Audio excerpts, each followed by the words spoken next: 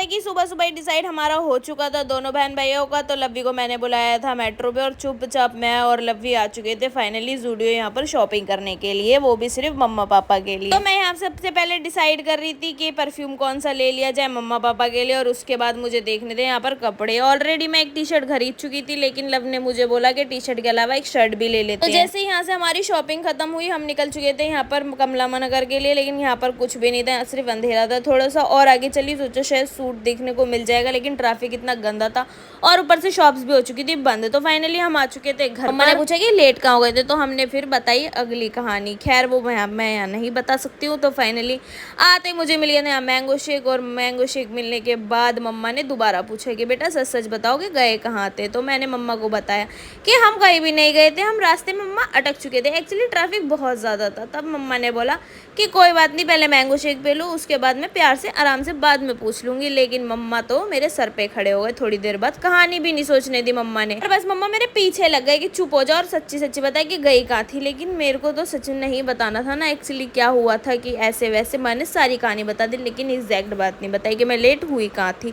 और मुझे सच में समझ ही नहीं आ रहा था कि मम्मा को बताऊँ क्या, बोलूँ क्या।